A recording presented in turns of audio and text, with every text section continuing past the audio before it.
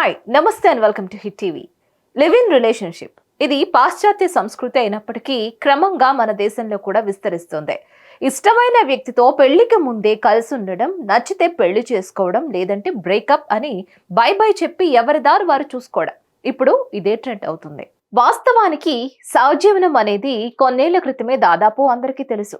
కానీ కొన్ని గిరిజన తెగల్లో మాత్రం ఎప్పటి నుంచో దీన్ని ఆచారంగా పాటిస్తున్నారట. ఇప్పటికీ ఆ ఆచారాలు కొనసాగుతూ ఉండడం విశేషం. అలాగని ఇవి విదేశీ తెగలేమో అనుకుంటే ముమ్మాటికి తప్పే. ఎందుకంటే సహజీవనాన్ని సదాచారంగా పాటిస్తున్న ఈ తెగలు మన దేశంలోనే వివిధ రాష్ట్రాల్లో విస్తరించి ఉన్నాయి. మరి ఎక్కడున్నాయా తెగలు?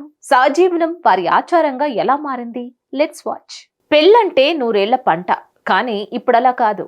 ఈ కాలం జంటలకు నచ్చితే కలిసుండడం, నచ్చకుంటే విడిపోవడం ఇదే ట్రెండ్. ఇక రోజులు గడిచే కొద్దీ ఒకరి అభిప్రాయాలు, అలవాట్లు మరొకరికి నచ్చకపోవడం, భాగస్వామి బోరు కొట్టడం, వివాహేతర బంధాలు, ఇలా ఈ కాలంలో వైవాహిక బంధం మధ్యలోనే ఆగిపోవడం ఎన్నో కారణాలు ఉన్నాయి. అయితే ఈ సమస్యలన్నీ ఎందుకు అనుకున్నారో ఏమో మన దేశానికి చెందిన కొన్ని గిరిజన తెగలు తాము పెళ్లి చేసుకోబోయే భాగస్వామితో నిండు 100 ఏళ్లు కలిసుంటామా లేదా అనేది ముందే తేల్చుకుంటున్నాయి. ఈ క్రమంలోనే సహజీవనాన్ని ఓ ఆచారంగా పాటిస్తున్నాయి కూడా. మరి ఇందులోనూ జంటలకు ఒక్కో తెగలో ఒక్కో రకమైన వెసులుబాట్లు కల్పిస్తున్నాయి. ఏ తల్లిదండ్రులైనా సరే చూస్తూ చూస్తూ సహజీవనాన్ని అంగీకరించారు. ఇక పెళ్లికి ముందే మరో వ్యక్తితో కలిసి ఉంటేనే తప్పు పడుతూ ఉంటారు. కానీ ఇక్కడి తెగ ప్రజలు ఇందుకు భిన్నం. తల్లిదండ్రులతో సహా ఆ ప్రాంతపు ప్రజలందరూ కలిసి యువతీ యువకుల్ని సహజీవనం చేసేలా ప్రోత్సహించడం ఈ తెగలో కనిపిస్తుంది. రాజస్థాన్ లోని గారాసియా తెగలో ఈ వింత ఆచారం కొనసాగుతోంది.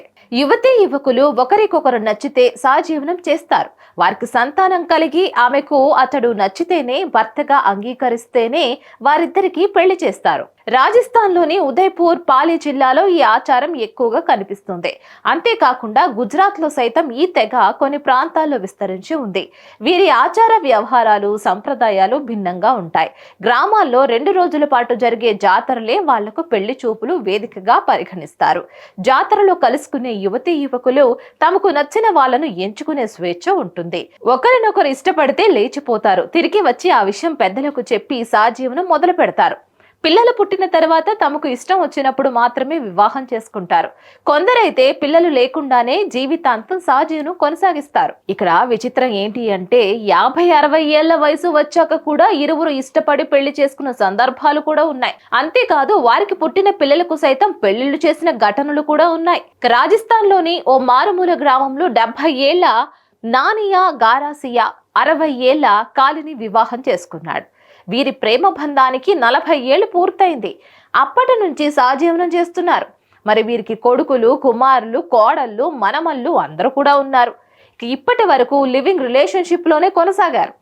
ఆమె తనకు సరైన భర్తని భావించడంతో పిల్లలే తమ వివాహం చేశారు. గారాసియా తెగలో గత 1000 సంవత్సరాలుగా ఈ సంప్రదాయం కొనసాగుతోంది. సాధారణంగా పాశ్చాత్య దేశాల్లో కనిపించే ఈ సంస్కృతి కుగ్రామాల్లో సైతం వెలుగు చూడడం అనేది విశేషం. మరి తెలుసుకున్నారు కదా? మరిన్ని ఇలాంటి ఇంట్రెస్టింగ్ ఫ్యాక్ట్స్ కోసం please like, share and subscribe to our hit TV.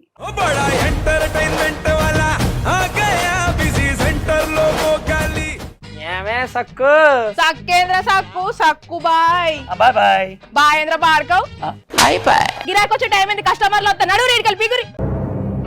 కస్టమర్లు వస్తున్నారు కదా, మాత్రం పొగరు ఉంటది. మరి తగ్గించేద్దాం పొగర్ని. డబ్బులు కట్టేస్తావేంటి కొంప తీసి? లేదు, కస్టమర్లు ఆపేద్దాం. పదా మరి మన బిజినెస్ స్టార్ట్ చేద్దాం.